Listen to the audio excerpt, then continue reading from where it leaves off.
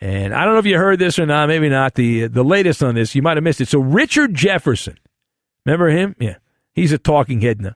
But Richard Jefferson, who played a long time in the NBA, recently revealed that he does not believe that LeBron James has done enough to be remembered as one of the Lakers' all-time greats. Now, during an appearance on something called the Road Trippin' Podcast, I have no idea what that is, Jefferson did not stagger. He did not bite his tongue.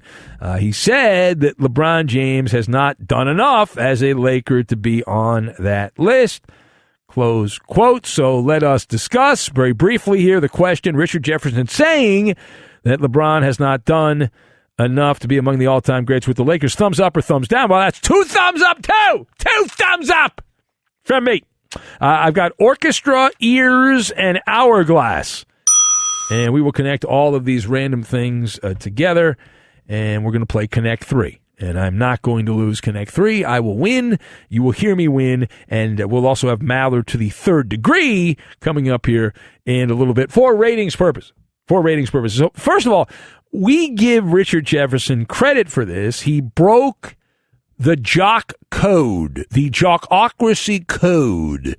Jefferson did. You're not supposed to besmirch any of your former teammates, any of the current players, but it really is somebody that you played with. There's a code there, right, that you're not supposed to do it. And Jefferson, who was along for the ride near the end of his career with the Cavaliers when they won the title in 2016. He played 2 seasons in the land with LeBron, and still he had the intestinal fortitude, Richard Jefferson, to point out the truth, the gospel. James has been the conductor of an orchestra performing a medley of mistakes. That orchestra, it's out of tune.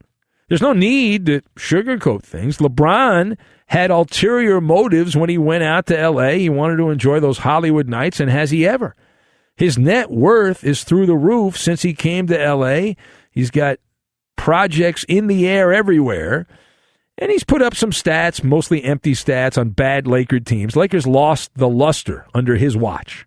And really right now, among knowledgeable basketball fans, it's a laughingstock. It's a white-hot tire fire, burning toxins in the sky. That's the Lakers with LeBron, who's calling the shots there. He's the de facto GM. Now, secondly, what grade do you give LeBron with the Lakers, since Richard Jefferson said he's not up to snuff? Solid on the Maller report card, solid D for defeat. Would be the Maller report card. Now, we are being generous giving a D. It would have been easy to give an F, but I think we're being fair and balanced by going with a D. And in a league that allows 53% of its teams to reach the playoffs every year, 8 in the East, 8 in the West, the Lakers have failed to do so twice in the last 4 years with LeBron calling the shots. Heck, they had they added here recently the play-in, the Fugazi play-in tournament, so 66.6% of the league gets in the play-in tournament. This past season, the Lakers could not even qualify for that. So they weren't even in the top 66.6%. The Lakers made the playoffs one season and were knocked out in the first round. And then they have a pair of souvenir ears, mouse ears, that they have there. Most bogus title in NBA history. It's covered in lice. And another one of those things where people that know basketball kind of ignore it, right, without having to travel and playing at a resort there, a Disney resort in Florida, and getting 4 months. That's the big thing, 4 months of rest and recovery. That is the least impressive of any of the championships, not even close.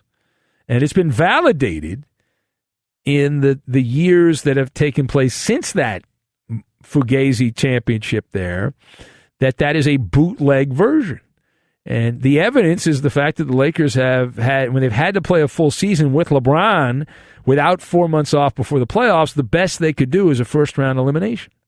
They folded up like a cheap beach chair, crumpled mess. LeBron is he's running a China shop, which is appropriate. We know he loves that country, but filled with fragile merchandise. Filled with it. Now, final thought. So does LeBron James have time to improve that letter grade? Since Richard Jefferson brought it up, and I'm shaking my head, no. And look no further than the hourglass There's signs of time sinking. LBJ is going into his age 38 season. He'll turn 38 late December. He's a seasonal employee at this point. LeBron has only played 60-plus games once in the last 4 seasons with the Lakers. He's guaranteed to miss about a month. If all goes well, he'll only miss a month. But it's going to be a big chunk of the season. The Lakers, even when they're healthy, are a lightweight. They have lost their footing, and they're in a big container of quicksand. And they don't even run L.A. anymore. Since LeBron took over, the Clippers are the team that's on the come, as they say in poker. Not the Lakers, the Clippers. The Clippers are the legit heavyweight contender. The gambling market says that. Loaded roster, richest owner in the NBA. And they've got Kawhi Leonard is coming back from a year off. Second most successful franchise over the last decade in the entire NBA. In terms of wins and losses. Building the Taj Mahal of arenas there. In the hood, in Inglewood. It's all set up for the people's team. As much as Roberto and Coop play those little laugh track sound bites, they know deep down there that this is not looking good. This is not looking good at all. And while LeBron plays out the twilight of his career on a second-rate Laker team, there'll be that other team that has all grown up and is ready to take over. So you've got that.